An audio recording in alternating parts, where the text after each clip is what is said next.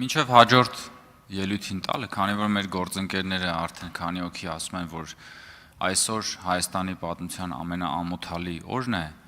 ես ուղղակի ուզում եմ հիշեցման կարգով ասել, որ Հայաստանի պատմության մեջ եղել են իսկապես ամոթալի օրեր, օրինակ 1999 թվականի հոկտեմբերի 27-ը, երբ որ ահաբեկիչները մտան Հայաստանի Հանրապետության օրենսդիր մարմին եւ գնդակահարեցին պետության ղեկավարությանը։ Եվ այդ նույն օրը ինչ որ մեկը օծվում էր որպես ամենայն հայոց կաթողիկոս։ Այդ դա էր ամենաամոթալի օրը։ Ամոթալի էր 2008 թվականի մարտի 1-ը, երբ որ Հայաստանի Հանրապետության նախկին իշխանությունները պատերազմի եռագլուխ կուսակցության լիդերները այն ժամանակվա Հայաստանի քաղաքացիներին գնդակահարում էին սեփական պետության մայրաքաղաքի կենտրոնում։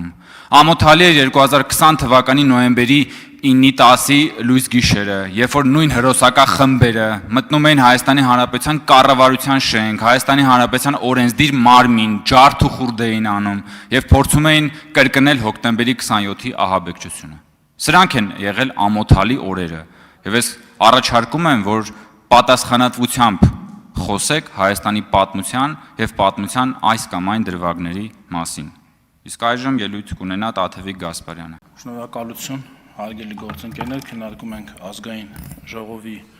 ընդդիմադիր փոխխոսնակի ընտրության հարցը, Արամ Վարդևյանի տեխնացությունն է քննարկվում, բայց միշտ այդ հարցին անդրադառնալ ես կուզենայի մի քանի կարճ ռեմարկ անել դաշնակցական գործընկերների ասածների վերաբերյալ Նախտիկին Վարդանյանի երեկվանից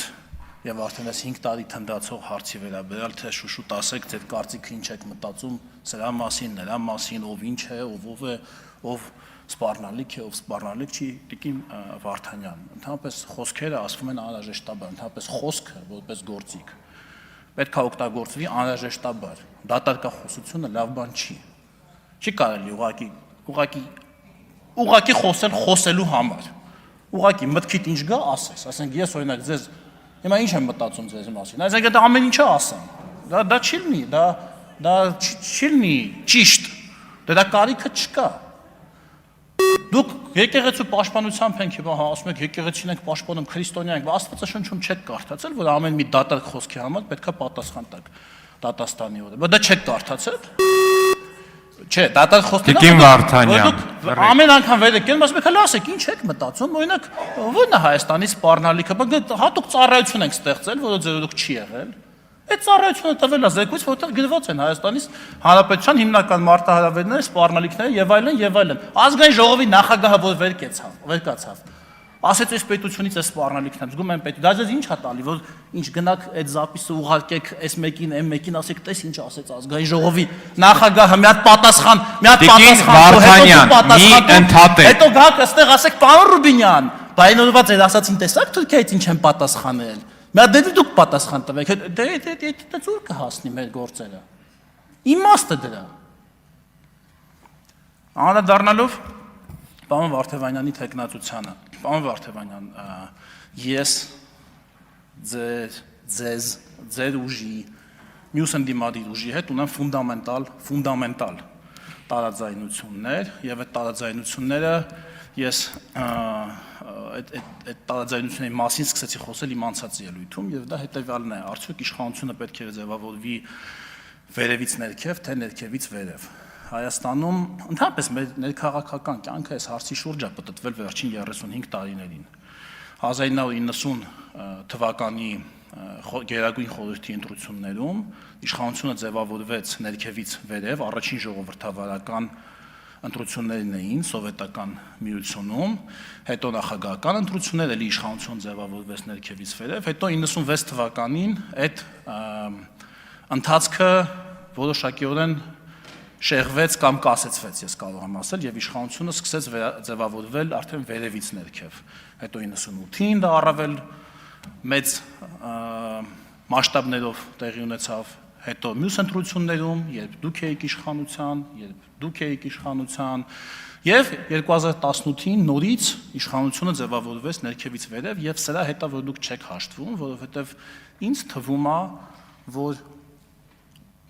դուք կարծում եք, որ ճիշտն է նա, որ ինչպես պարոն Վարդանյանն ասեց, ընտրախավը, սա իդեպ շատ հետաքրքիր նոր բառ է, ընտրախավ, այդ ինչ բան է, ընտրախավ։ այսինքն ընտրյալների խավը, հա, երևի ընտրյալ մարդկանց ուժեղ փաստաբանների, ուժեղ, չգիտեմ, մասնագետների, տեխնոկրատների, արիստոկրատների, հեծելազորի, թագավորների ուժեղ մարդկանց խավը ինչ անում, ընտրախավն է ձևավորում ինքնությունը եւ մարմնավորում, ենթադրում եմ ինքնությունը։ Միգուցե սրանից 3000, 2000, միգուցե 1000, միգուցե նույնիսկ 200 տարի առաջ այդպես էր, բայց ժողովրդավարական հանրապետություններում այդպես չի, ժողովուրդն է դնում իր առջև նպատակներ, ես գիտեմ, որ դուք դրան էլ չեք հավատում, դուք չեք հավատում, որ ժողովուրդը սուբյեկտ է, դուք չեք հավատում, որ կա հավաքական բանականություն, ձեր մասին եմ անձամբ խոսում, պարոն Վարդևանյան, դուք չեք հավատում, որ 1 միլիոն մարդ կարող է ունենալ հավաքական, միասնական, այսպես ասեմ, հավաքական բանականություն, առանց իրար հետ խոսելու, առանց միլիոն հոգով միտեղ հավաքվելու եւ ինչ-որ հարց քննարկելու, ուղղակի կարող է ինչ-որ հարցի վերաբերյալ տարբեր գործիքներով, խորհրդարանական ընտրությունների միջոցով մեզ գործուղելով այստեղ, մասնավոր քննարկումներով, հա,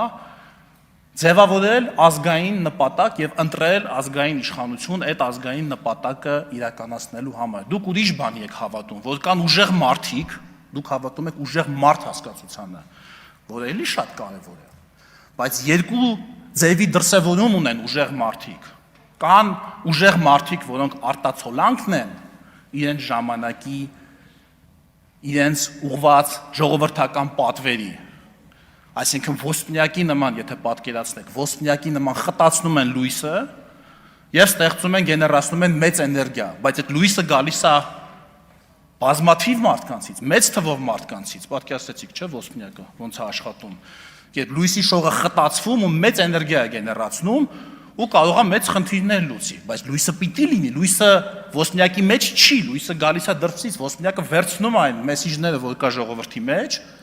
եւ լուծում է ինչ-որ խնդիր։ Դուք այլ կերպ եք դա պատկերացնում, դուք ավելի շատ կծիկի նման եք պատկերացնում իշխանությունը, որտեղ մեկ թելը շատ պինդ ձգված է, անընդհատ պատտվում է այդ թելը,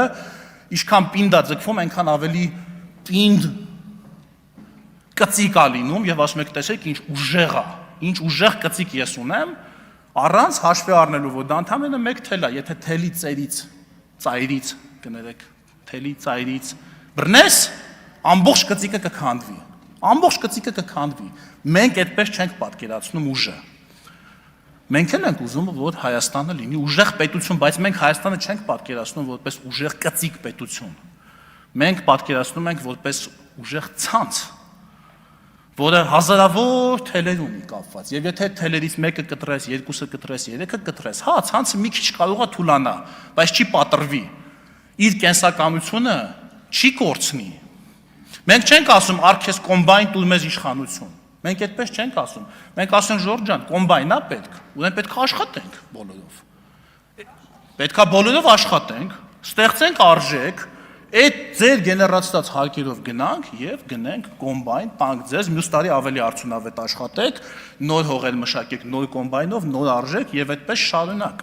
Մեր եւ ձեր տարբերությունը ո՞րն է։ Դուք ուզում եք ժողովրդին գործի ընդունել ձեզ մոտ։ Մենք ուզում ենք գործի ընդունվել ժողովրդի մոտ։ Սա ֆունդամենտալ տարբերություն է։ Դուք ուզում եք մարդկանց վարձով որպես ժողովուրդ գործի ընդունել։ Ասել այ դուք կլինեք մեր ժողովուրդը։ Պարոն Վարդանյան ասեց, այդ ընտրախավը գա եւ ասի այ սա մեր ժողովուրդն է, տեսեք, ժողովուրդ։ Այդ 300,000 աշխատատեղի հարցն էլ այդ այդտեղից գալիս։ Մենք կստեղծենք աշխատատեղեր, դուք կգաք այդտեղ կաշխատեք որպես մեր ժողովուրդ։ Մենք ձեզ ամեն ինչով կապահովենք, դուք մեզ կապահովեք ձայներով։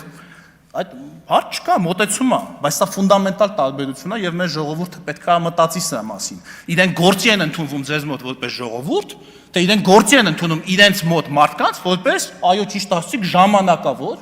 բարձր հիմա 5 տարվա մանդատով օրինակ իշխանություն, հետո նորից են ընդունում 5 տարուց, հետո նորից են ընդունում, հետո նորից են ընդունում։ Եվ որպեսզի իմ ասածը չթվա շատ փիլիսոփայական, պարոն Կարապետյան, ես ձեզ կոնկրետ հեծի վրա օրինակ բերեմ, հենա պարոն Ղազենյանն էլ ստեղ է։ Երբ դուք մասնավորեցրեցիք հեծը։ Բա գնել եք, երբ դուք գնացիք հեծը, քանի կապալառուներ կային, քանի մասնավոր գործընկերներ կային, որ մատակարարում էին կաբելներ, տրանսֆորմատորներ, ապահովիչներ, սյուներ, Թուրքիայից լինի, Չինհասմա, բան Կարապետյանն ասում է Թուրքիայից, տեսեք, ինձ ուզում է վախացնի Թուրքիայի անունը տալով բան Կարապետյան, Թուրքիայից, Չինաստանից, Իրանից, Ռուսաստանից, Ֆրանսիայից, դա արդեն ձեր դա բիզնեսի գործը չի, բայց կային, ձեր օրոք ինչա տեղի ունենում, կարող եք դուք ցույց տալ, հիմա տանեկից ցույց տալ, ձեր օրոք դրված մի տրանսֆորմատոր, որը դուք չեք արտադրել, ձեր գործարանում, ասենք մարդը էժանով տրանսֆորմատորա ճարել Չինաստանից, էժանով, չէ, դա լավ է, չէ, տնտեսության համար էժանով բերի, այդ մասին պետք է մենք խոսանք, հարգելի գործընկերներ, Հայաստանում մենակ դուք չեք կաբել արտադրել, մենակ դուք չեք կաբել արտադրել, մյուս կաբելագործներից կարող ավելի էժան է տալիս, մեր ժողովուրդն էլ թանկով չէ, այդ կաբելը դուք չեք արել, մեր ժողովուրդն է արել այդ կաբելը, այդ տրանսֆորմատորը, այդ ապահովիչը, կա կազմակերպ, ասենք բացի T-Construct-ից, Կասկադից, Իտեկոից, կա ուրիշ, հիմա հələ նայեք, քանի հոգի կան, կա օրինակ մի հատ ուղղակի, ձեզ հետ կապ չունեցող շինարարական կազմակերպ շատ, հա կարող է 5% լինի, ընդհանուր ծավալի մեջ, վերցնենք համեմատենք թվերը, Վոլիոսի պատմությունը ով աստեղ, պարոն Սուքասյանը հեն այնտեղ է, նախագծային ընկերություն, կարող է մի լավ նախագծային ընկերություն լիներ, իրանք են ժողովուրդ, հարմար գնով նախագիծ աներ, այս խոսակցությունը եկեք շարունակենք, քանի որ ժամանակը ավարտվեց այս հարցերին, շնորհակալություն, պարոն լավ, շնորհակալություն, հարգելի փոխոսնակ, հարգելի գործընկերներ, Տիկին Վարդանյան, նախընտրական քարոզարշավի մասին անկեղծորեն խնդրում եմ, եկեք դուք մի խոսեք, անկեղծորեն եմ խնդրում, որովհետև երբ որ խոսում եք նախընտրական քարոզարշավի մասին, ակամայից աչքերիս առաջ է գալիս ձեր խմբակցության, ձեր դաշինքի կողմից պատրաստված են հոլովակը, որտեղ որ ծիծեռնակաբերդը մզկիթ է դառնում, չգիտեմ, դա ձեր ցանկությամբ է պայմանավորված եղել, էսթետիկ ճաշակով է պայմանավորված եղել, թե ինչով է պայմանավորված եղել Տիկին Վարդանյան, բայց իմ ընկեր ԿՊ վարչության անդամ եւ Երևանի քաղաքապետ Տիգրան Ավինյանին խնդրում եւ հորդորում եմ, եթե հանկարծ նմանատիպ շինթույլտվության դիմում ստանա Հայաստան դաշինքի կողմից, որ օրինակ ծիծեռնակաբերդի փոխարեն մզկիթ կառուցեն, մերժի անպայման այդ դիմումը, չնայած վստահ եմ, որ առանց դրա էլ մերժելու է,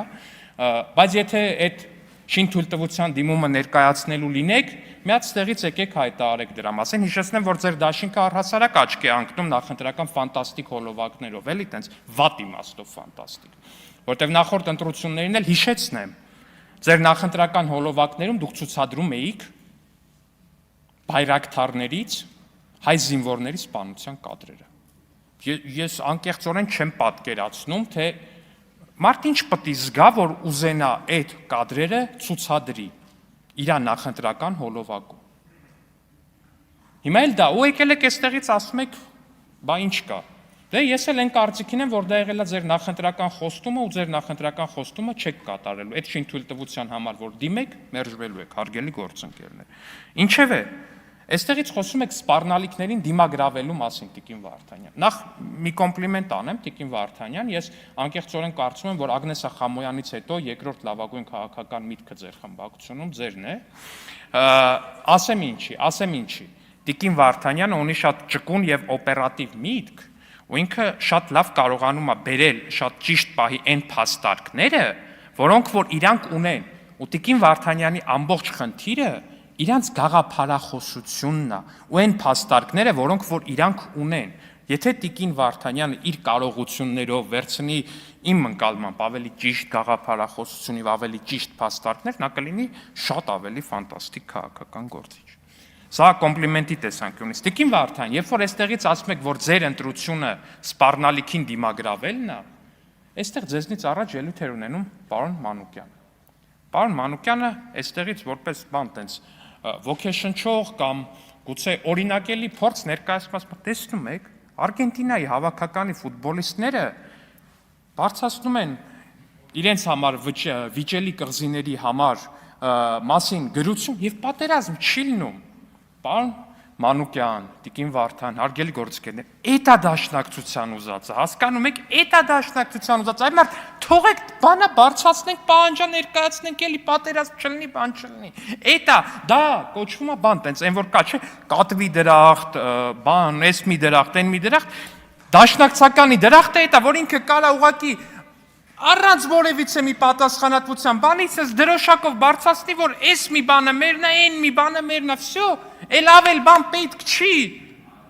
չի, էտա, այդտեղ ձեր երջանկությունն է, դա ձեր խնդրում եմ, պարոն Մանուկյան, ձեզ չեմ ընդհատել, էտա դա, կամ ասում եք, դե ասեք, Ռուսաստանը սպառնալիք է, թե սպառնալիք չի։ Տիկին Վարդան, ախր դուք իշխանություն եք եղել, իշխանության մաս եք եղել։ Ռուսաստանը Ադրբեջանին 5 միլիարդի զենք է վաճառել։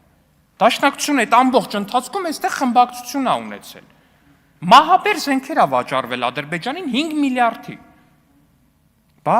հանրապետական խմբակցությանը, պաշտպանության նախարարին հարց պատասխանի ժամանակ, կամ ինչու՞ չէ ձեր կոալիցիայի անդամ գործընկերներին, ասեք, բա այդ սպառնալիք է, թե սպառնալիք չի։ Ասենք, կարելի էր այդ հարցը տալ, թե չէր կարելի այդ հարցը տալ։ Ես կարծում եմ կարելի էր այդ հարցը տալ, բա ինչ չեք տվել։ Որտեղ ինքնիշխան չեք եղել այն ժամանակ, այսինքն։ Ասում եք հիմա ինքնիշխան եք, կարող եք այդ հարցը տակ։ Այսինքն այն ժամանակ ինքնիշխան չեք եղել, թե դա որպես սպառնալիք չեք դիտարկել։ Բայց հիմա ասենք տնտեսական մի քանի ապրանքի սահմանափակումը դիտարկում եք պոտենցիալ սպառնալիք։ 5 միլիարդի զենքի վաճառքը սպառնալիք էր, թե սպառնալիք չէր։ Ձեզ եմ հարցնում հիմա Տիկին Վարդան։ Իմ համար ակնհայտ է, որ սպառնալիք է։ Ակնհայտ է, որ սպառնալիք։ Բա ո՞նց եք դիմագրավել այդ սպառնալիքին։ Ասեմ ոնց եք դիմագրավել այդ սպառնալիքին։ Ձեր եւ հանրապետական խմբակցության գործընկերները ասել են դա բիզնես է։ Այդտենց եք դուք դիմագրավել այդ սպառնալիքին։ Հենց այդտենց ասել են բիզնես է։ Ինչ կա բիզնես է, էլի։ Այդ ոնց որ մենք հիմա ենք ասում, որ ձկնաբուծությունը եւ ձկնամթերքի արտահանումը բիզնես է, դուք այդտենց ասել եք 5 միլիարդ դոլարի մահաբեր զենքերի Ադրբեջան արտահանման մասին։ Դե այդ ինքնիշխանության ցուցիչ է, պարոն Հարությունյան, դա է ինքնիշխանության ցուցանիշը։ Պարոն Մանուկյանն ասում է, որ թուրքերը եկել էին լրագրողները Հայաստան, Արարատի մասին հարց չտվեցին։ Բա պարոն Մանուկյան ջան, բա Չէ պետք է հարց տային, եթե ընդհուպ միջև ֆուտբոլի հավաքականի տարբերանշանի վրայից Արարատը հանվել էր։ Բա կներեք, բա այդ ժամանակ ինչի թեմա չէիք սարքել, մեծ քննարկման։ Հա, կներեք, սարքել եք, հա, կներեք, հետ եմ վերցնում, սարքել եք, ճիշտ է։ Բայց ձեր գործընկերները հանել էին, պարոն Մանուկյան, բա ինչի պետք է հարց տային, եթե մարդիկ կոնկրետ ժեստ են տեսել։ Եթե այդ ժեստը չտեսնեին, բա կարող է եւ տային։ Ինչևէ, սիրելի գործընկերներ, մեր քաղաքականությունը առավել քան հստակ է։ Այո, մենք տեսնում ենք, որ կան բազմաթիվ մարտահրավերներ, կապված եւ անմիջապես Հայաստանի հետ, եւ այնպիսի մարտահրավերներ, որոնք որ գուցե ուղիղ կապ չունեն Հայաստանի հետ, բայց աշխարհագրական դիրքի բերումով կարող է մեզ ամենամեծ վնասները հասցնեն։ Օրինակ հիմա Ռուսաստանում ամենամեծ marketplace-ի այդ պահեստների ոչնչացումը Հայաստանի քաղաքականության հետ ակնհայտորեն որևէ կապ չունի, որտեղ Հայաստանը Ռուսաստան-Ուկրաինա պատերազմի հետ որևէ կապ չունի, ոչ էլ այնտեղից անօթաչուներով հարվածների հետ կապ ունի, բայց հայ տնտեսվարողները դրանից տուժում են։ Հազարավոր հայ տնտեսվարողներ դրանից տուժում են։ Ակնհայտորեն Իրանի եւ Ամերիկայի Միացյալ Նահանգների կոնֆլիկտը ակնհայտորեն մեզ համար սպառնալիք է, հարգելի գործընկերներ։ Ակնհայտորեն սպառնալիք է։ Հիմա ինչ եք առաջարկում որ անենք։ Մենք առաջարկում ենք, որ մենք մեր բոլոր հարցերը պետք է լուծենք դիվանագիտական ճանապարհով։ Մենք պետք է ամեն կերպ ապահովենք մեր երկրի անվտանգությունը եւ կներեք, պարոն Մանուկյան, այն ինչը կարան իրանց թույլ տան Արգենտինայի հավաքականի ֆուտբոլիստները, իդեպ թե խաղադաշտում ֆուտբոլային տեսանկյունից եւ թե պաստառներ պարզելու տեսանկյունից։ Ճիշտ չի, որ իրանց թույլ տան Հայաստանի Հանրապետության կամ որևէ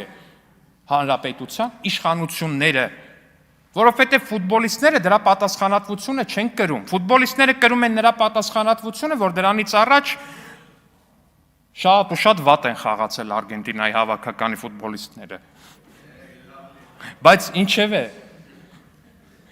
բայց իշխանությունը կրում է նրա պատասխանատվությունը, որ այդ բարձրացրած պաստառի պատճառով հնարավոր է վաղը մարդ զոհվի։ Հնարավոր է սահմանին այս 2 տարուց ավել ընթացող խաղաղությունը, որ սահմանին զոհու վիրավոր չունենք, ընդհատվի։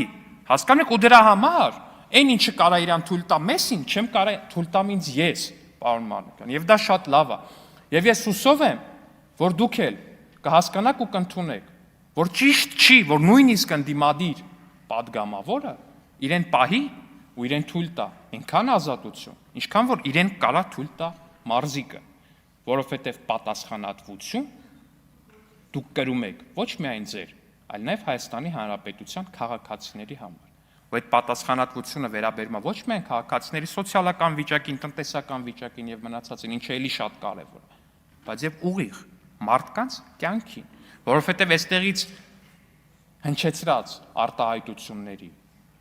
կամ երկրի ղեկավարի մակարդակով հնչեցրած արտահայտությունների համար հնարավոր է կյանքով պատասխան տան մարդիկ, կյանքով պատասխան տան մարդիկ։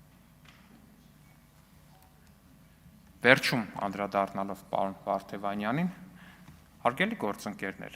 հազար ներողություն, բայց երբ որ ասում եք, որ պարոն Վարդևանյանը, չեմ հիշում կոնկրետով էր գործընկերների, ճնշվածների եւ հետապնդվողների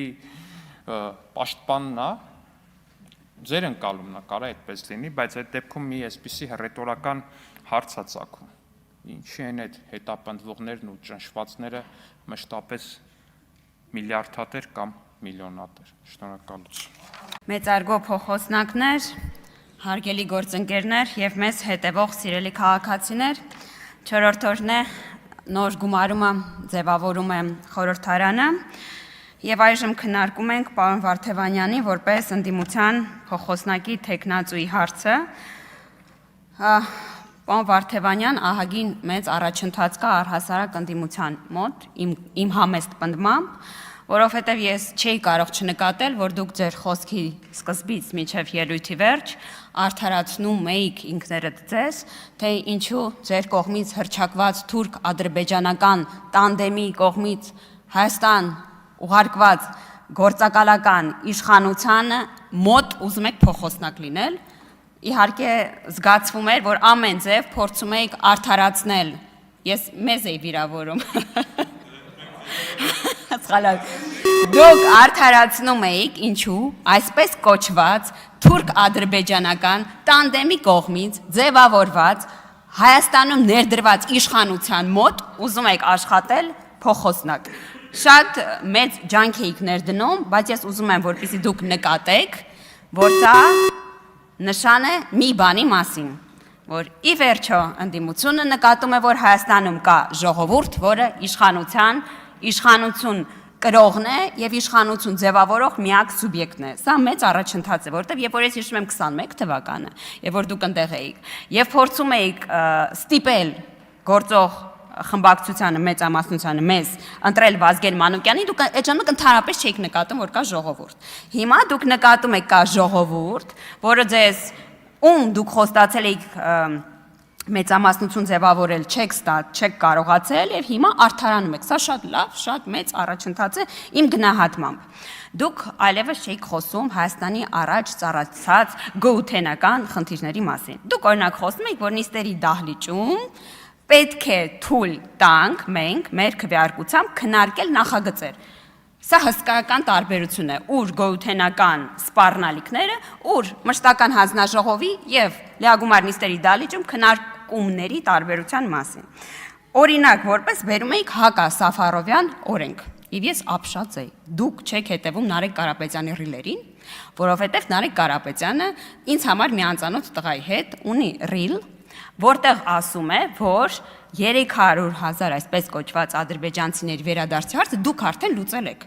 Իրականում Նարեկ Կարապետյանը, պարոն Կարապետյան, ռիլը կա, նոր ստուգեցի, չեք ջնջել։ Ես իրական փորձում եմ իրան գտնել, բարև ձեզ, ճիշտ է, դուք եք այդ ռիլում, դուք ասում եք, մի քիչ ռիլում ուրիշ տեսք ունեք, դրա համար դժվարություն ունեք դա գտնել, ասում եք, որ այդ խնդիրը լուծված է, ինչպես են լուծել մեր սիրելի ընդդիմադիրները այս խնդիրը, ընտրությունների արդյունքով, ասում են ՔՊ-ն 2/3 չի ստացել, նոր բանը կապա հայտնվել, որի մասին ես միջից պահը տեղյակ չի, քանի որ իշխանությունը 2/3 չունի, պարզում այս հարցնել ինչ որ մի ձև սահմանադրության նոր նախագծով, երևի Տիկին Գալյանն էլ չգիտի այդ հարցը պիտի լուծեր, Տիկին Գալյան, եթե հետևում եք մեր նիստերին, իմացեք, այս խնդիրը լուծել են պարոն Կարապետյան լուծել է, Հակա Սաֆարովյան օրենքի հարցն էլ փակվել է։ Բայց մի փոքր եթե վերադառնամ բուն քննարկմանը, որովհետև Տիկին Վարդանյանը իհարկե բացեց իմ սիրելի հարցը, նաև պարոն Աղվան Վարդանյանը, ես վերադառնամ արտաքին քաղաքականությանը, որովհետև պարոն Վարդանյանի հետ ամեն ինչ պարզ է։ Սպառնալիքների մասին։ Տիկին Վարդանյան, հարցնում եք մեր անկախությունը, մեր ինքնիշխանությունը մենք ոնց ենք չափում։ Վարչապետ այս հարցի պատասխան մի քանի անգամ տվել է։ Քչերից կախվածությունը փոխարինել կախվածություն շատերից։ Եվ իրականում այս բանաձևը բացահայտում է նաև այն արտաքին քաղաքականության սխալները, որոնք մեր գնահատմամբ տեղ են ունեցել։ Ասում է պարոն Վարդանյանը, որ կոմպլեմենտար քաղաքականություն են վարել այդ ժամանակվա իշխանության ներկայացուցիչները, ես նման կոմպլեմենտար քաղաքականություն չեմ ուզում իմ վատագույն երազում, որովհետև իրականում Եվրոմիության հետ դուք բանակցում եք այսպես գաղափարական հարցեր, հողի վրա, դուք ասում եք soft power-ը մոռանանք, էական է հողի վրա համագործակցությունը։ Օրինակ որպես հայ-իրանական հարաբերությունները օրինակ գազի հարցն եք բերում, բայց միևնույն ժամանակ ուզում եմ մեր քաղաքացիներին հիշեցնել, որ գազամուղը նույնպես ռուսական է։ Այսինքն հայ-իրանական գազը, որը պետք է այդ օրերում հայտարարվում էր, որ ծառայեր որպես այլընտրանքային աղբյուր, նույնպես ռուսական է։ Օրինակ ես նման կոմպլեմենտար քաղաքականություն վատագույն երազում պատկերացնել չեմ ուզում։ Ասում եք վարում ենք Ռուսաստանից անկախ արտաքին քաղաքականություն, ուզում եմ հիշեցնել չարչված պարտք գույքի դիմաց գործարքը։ Նույնպես նման կոմպլեմենտար քաղաքականություն ես պատկերացնել չեմ ուզում։ Ինչ է մեզ համար սպառնալիքը։ Արդյոք արտահանման նման ծավալը անվտանգային մարտահրավերը։ Իմ համար միանշանակ այո։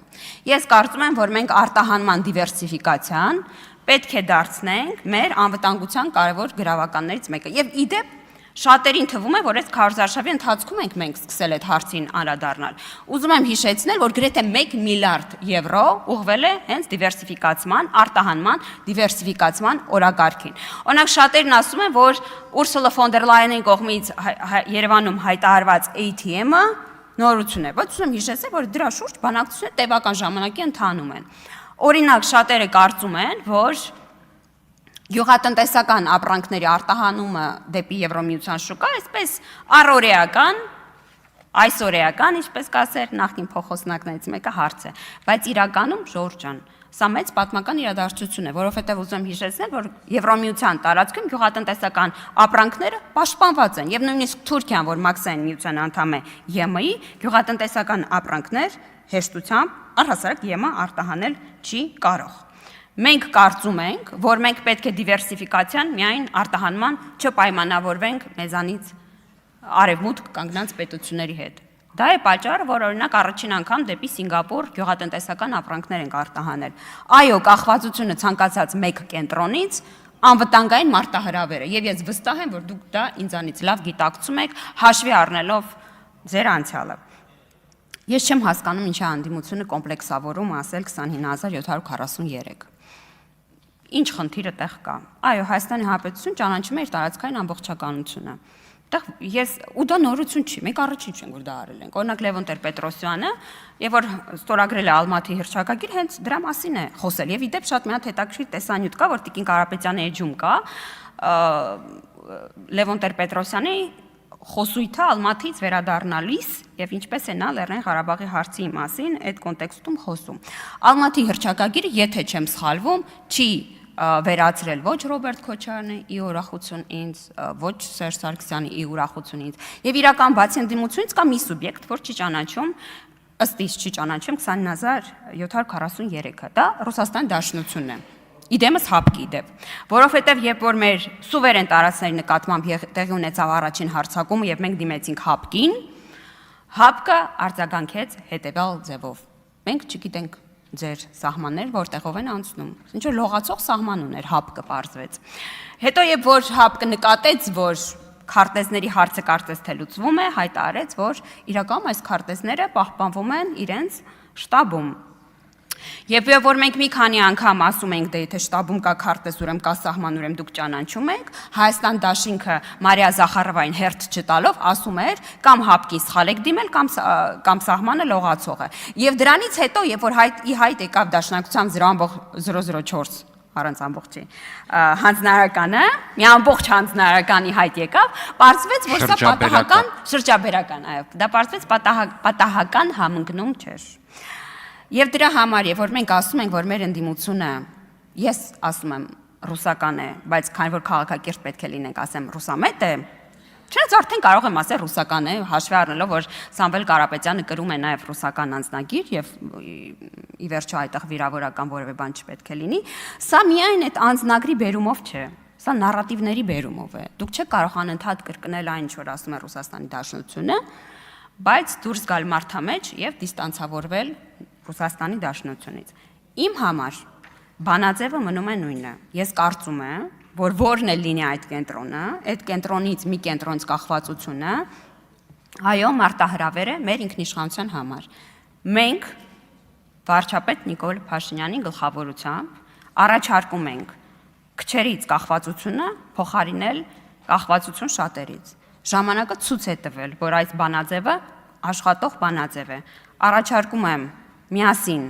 ներդնել բոլոր հնարավոր ջանքերը Հայաստանը դարձնելու այն երկիրը, որտեղ ուզում ենք մեծացնել մեր զավակներին։ Իսկ խոսույթի մասով, պարոն Ղազինյան, այսօր դուք ինձ միջանցքում էլ այս մասին հարցրիք, ես ունեմ 2 աղջիկ։ Եվ ես ուզում եմ, որ իմ աղջիկները մեծանան մի հասարակությունում, որտեղ իրենց սերով պայմանավորված որևէ արհեստական մարտահրավերների առաջ չեն կանգնացնելու։ Ազգային ժողովի մեծարգո նախագահ, հարգելի գործընկերներ, սիրելի քաղաքացիներ, ցանկանում եմ հիշեցնել ինչ հարց ենք քննարկում եւ ինչ է կատարվում այս պահին Հայաստանի Հանրապետության ազգային ժողովում։ Քննարկում ենք Արամ Վարդևանյանին, Ուժեղ Հայաստան խմբակցության առաջադրած տեխնացուին, ազգային ժողովի 3-րդ փոխնախագահի ընտրության հարցը եւ ինչպես տեսնում ենք, տեղում չէ ողջ Ուժեղ Հայաստան խմբակցությունը, որը անտրամաբանական է, քանի որ մենք քննարկում ենք հենց իրենց տեխնացուի ընտրության հարցը եւ պետք է հասկանալ, թե առհասարակ ինչով է զբաղվում Ուժեղ Հայաստան խմբակցությունը եւ պատասխանի մեր քաղաքացիներին, թե ինչու չկա իրենց խմբակցության падգամավորի տեխնացության քննարկմանը։ Բայց ես չեմ կարող չանդրադառնալ այնուամենայնիվ Ուժեղ Հայաստան խմբակցության եւ մի շարք ընդդիմադիր այլ падգամավորների մյուս խմբակցության ելույթներին, քանի որ այստեղ խոսվեց հեծի մասին, որը որ պատկանում էր Ուժեղ Հայաստան խմբակցության ղեկավարությանը, երբ որ մասնավոր էր այդ ժամանակ հեծի եւ մասնավոր կառավարման էր տրված, պետք է հասկանանք եւ կոնկրետ թվերով խոսանք, այստեղ Ուժեղ Հայաստան խմբակցությունը փորձում է խեղաթյուրել իրականությունը եւ սուրբ ձևանալ այս հարցում, այնինչ տարիներ շարունակ մի քանի օրինակ ես կբերեմ, շատ չեմ թվեր մեջ բերի, հեծի մասնաճյուղերը, որոնք որ եղել են սպասարկման կենտրոններ, կոնկրետ 2 դրվագ ես ասեմ, որոնք որ մեկը Ռիո մոլում, որը որ պատկանում է տվյալ դաշինքի եւ խմբակցության ղեկավարությանը եւ նույն սեփականատերերին է ծառայել, որոնք որ ծառայել են նույն հեծի այդ ժամանակ ղեկավարությանը, եղել է մի դեպքում 2.564.000 դրամի վարձակալության վճար, իսկ պետական կառավարման անցնելուց հետո նույն մասնաճյուղին կից արդեն 666.000 դրամով լինում է վարձել արդեն տարածք, որը կարող է ծառայել արդեն նույն նշանակության համար։ Մեկ այլ դեպքով Տաշիր առևտրի կենտրոնում, որը որ պատկանում էր եւ պատկանում է նույն քաղաքական ուժի ղեկավարությանը, Սամվել Կարապետյանի գլխավորությամբ, տարածքի վարձակալությունը եղել տարիներ շարունակ, որի վարձակալության գինը եղել է 2.184.550 դրամ, այնինչ մոտակայքում պարզվում է, որ Հայաստանի էլեկտրական ցանցերը ունի տարածք, որը այժմ անվճար ծառայում է Հայաստանի էլեկտրական ցանցերին։ Եվ այսպիսի դեպքերը բազմաթիվ են։ Սրա պատասխանը պետք է տա Արամ Վարդևանյանը կամ մյուս Ուժեղ Հայաստան կուսակցության անդամները եւ խմբակցության անդամները Նարեկ Կարապետյանի գլխավորությամբ, թե ոչ։ Քանի որ այստեղ Արամ Վարդևանյանը խոսում է քաղաքական պատասխանատվությունից։ Ինչ քաղաքական պատասխանատվության մասին է խոսքը, քանի որ նա հանդիսանում է մի դաշինքի անդամ եւ մի խմբակցության անդամ, որը խախտել է մեղմ ասած մի շարք օրենքներ իրենց մասնավոր կառավարման ժամանակահատվածում։ Սենց կարճ մի հատ էքսկուրս եմ ցանկանում հասկանանք, քանի որ քննարկում ենք պարոն Վարդևանյանի տեխնացությունը, ինձ թվում էր իմ երիտասարդ տարիքից ելնելով է, որ ես կարող եմ բան բաց թողած լինեմ իր քաղաքական գործունեության մեջ եւ կրկին հետաքրքրվեցի, թե պարոն Վարդևանյանը ինչ քաղաքական գործունեությամբ է հասրել զբաղվի, բայց ոչ, ճիշտ է, դա շատ կարճ ժամանակ է եղել, բայց ինչ ժամանակահատված, մի ոսկյա ժամանակահատված պարոն Վարդևանյանի համար 2016 թվականից 2018 թվականը եղել է Հայաստանի Հանրապետության վարչապետ Կարեն Կարապետյանի օգնականը, կամ ինչպես ինքն է նշում, ավագ օգնականը։ 2021 թվականին Հայաստան դաշինքով դառնում է падգամավոր, եւ 2022 թվականին դուրս է գալիս Հայաստան դաշինքից, եւ 2026 թվականին դառնում է падգամավոր Ուժեղ Հայաստան կուսակցության կամ դաշինքի միջոցով։ Այսինքն պարոն Վարդևանյանը ուղղակի հիմա ստեղ չի, ես իմ դատարկ աթոռին նայելով եմ խոսում, ուզում եմ իր դեմքին նայեի, պետքա գալ եւ այստեղ պարզ խոսել եւ ասել, որ պարոն Վարդևանյանը Սերժա Քոչարյանական, պարոն Վարդևանյանն է, որ այսօր հավակնում է լինի Հայաստանի Հանրապետության ազգային ժողովի 3-րդ փոխնախագահ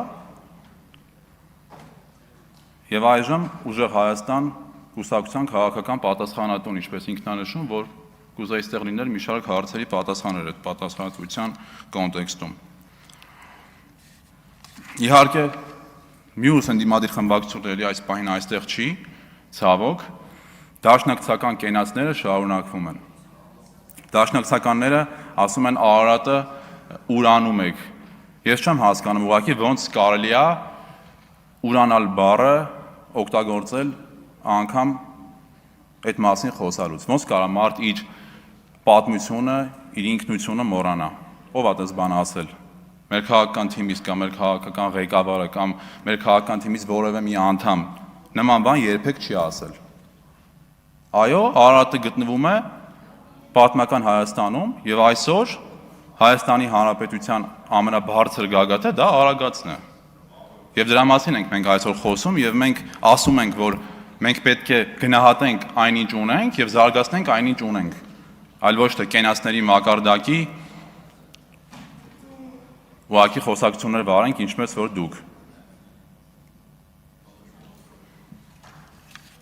Ասում են Հայաստանի Հանրապետության վարչապետ Նիկոլ Փաշինյանը Հայաստանի չեն նշում Հայաստանի, ասում են այս քարտեզը փակցրած իր վրա գնում է այլ երկրների ղեկավարների հետ հանդիպման։ Այո, գնում է, որովհետև Հայաստանի Հանրապետության 730,000 քաղաքացի ընդունել է եւ տեր է կանգնել այս քարտեզին, որը Հայաստանի Հանրապետության միջազգայինորեն ճանաչված տարածքն է։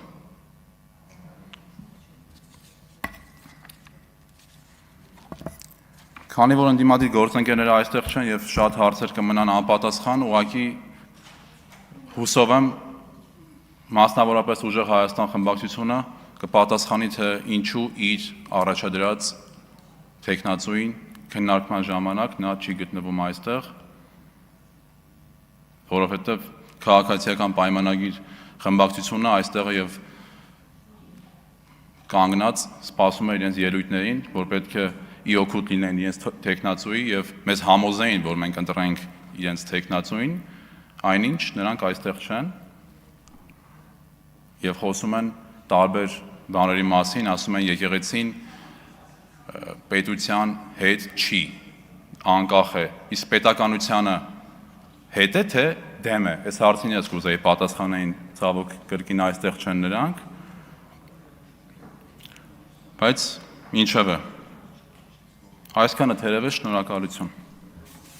Ազգային ժողովի մեծարգո նախագահ, հարգելի գործընկերներ, սա իմ առաջին ելույթն է այս բարձր ամբիոնից եւ ուզում եմ եւս մեկ անգամ միանալով ձեզ շնորհակալություն հայտնել Հայաստանի Հանրապետության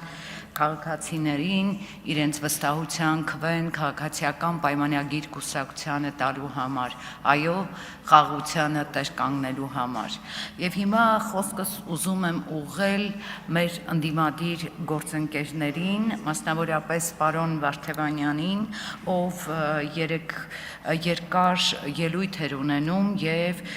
երբ որ նայում էի իր ելույթը, ինձ մոտ երկակի տպավորություն էր ստեղծվում։ Մի դեպքում խոսում էր փաստաբանը, մյուս դեպքում խոսում էր դասախոսը, մյուս դեպքում թույլ տվեք ասել, մեղմ ասել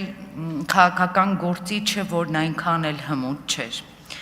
Պարոն Վարդևանյանը այստեղից շատ արտիստիկ էր խոսում եւ ինձ մոտ տպավորություն էր, թե ես հոլիվուդյան աստղի եմ նայում եւ ոչ քաղաքական գործչի ելույթ եմ լսում, որովհետեւ իր խնդիրը ոչ թե էկրանին իր փողկապը ուղղելու, պիջակը կարգի բերելու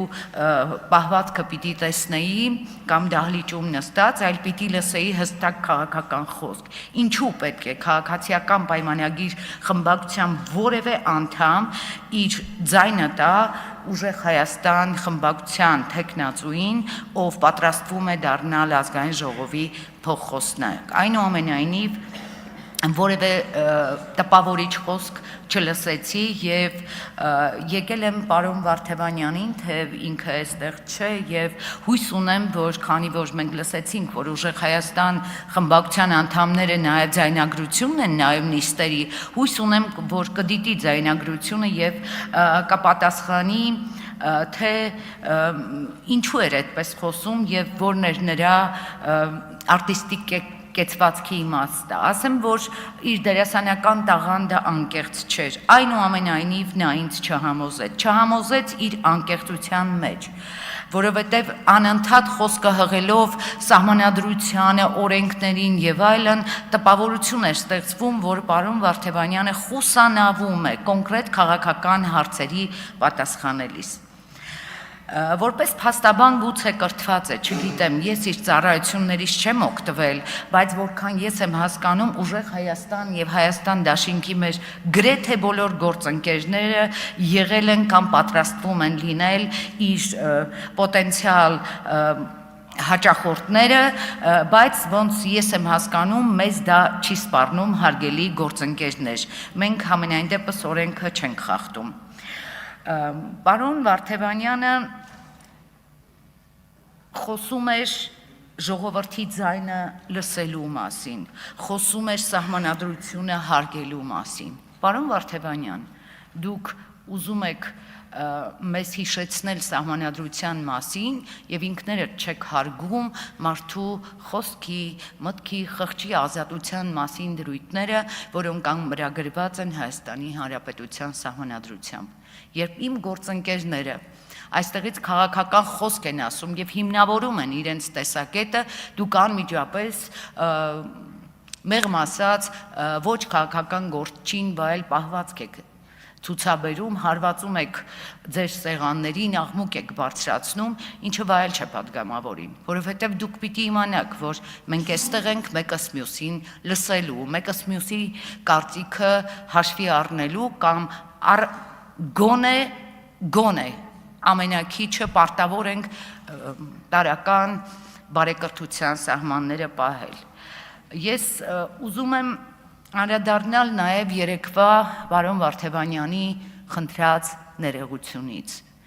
Այստեղ ներկա ազգային ժողովի բազմաթիվ պատգամավորներ հորդորեցին, որպեսզի ի վերջո պարոն Արամ Վարդևանյանը ներողություն խնդրի, բայց ինձ դա չբավարարեց, Այստեղ էլ ինքը անկեղծ չէր, որովհետև ինքն իր խոսքում ասում էր, որ եթե կա գեթ մեկ քաղաքացի, ով վիրավորվել է, կարծես բացառում էր այդ քաղաքացիներին, կարծես մոռացել էր, որ Հայաստանի Հանրապետության սահմաններին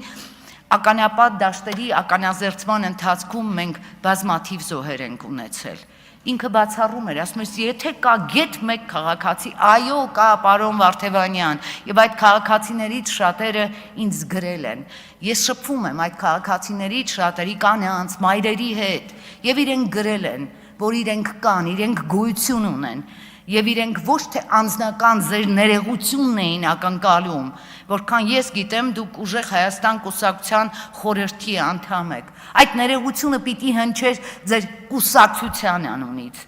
Դուք ինչպես մեր ընդդիմադիր բազմաթիվ գործընկերներ, դուք նորից քաղաքական մանիպուլյացիա եք անում։ Դրանք ոչ արժեքավոր բաներ են։ Հայաստանի Հանրապետության ժողովուրդը տեսնում է, որ դուք այստեղ էլ անկեղծ չեք։ Մի պահ ինձ մոտ տպավորություն էր, որ դուք ձեզ դատական նիստերի դահլիճում եք զգում եւ ուզում եք մեզ կառավարել, ինչպես երևի թե ժամանակին ձեզ մոտ հաջողվել է կառավարել որոշ դեպքերում գուցե նաև դատավորների, բայց մենք այստեղ քաղաքական դիրքորոշում, անձնական տեսակետ, կարծիք ունեցող քաղաքացիներ ենք եւ այստեղ էլ դուք չհաջողեցիք, պարոն Վարդևանյան։ Դուք խոսում եք սոցիալական կաշառք եզրույթից։ Այո, ես ընդունում եմ, որ այն ժամանակ, երբ դուք Հայաստանի Հանրապետության վարչապետ Կարեն Կարապետյանի ավագ օգնականն էիք, այո, այդ ժամանակ թոշակները, ուսուցիչներին բարձրացվող աշխատավարձները, զինվորականների բարձրացվող աշխատավարձները դրանք սոցիալական կաշառք էին, բայց խնդրում եմ մեզ այս պարագայում էլ մի շփոթեք ձեզ հետ, բարի եղեք նայել խնդիրներին այնպես, ինչպես նրանք կան։ Դուք խոսում եք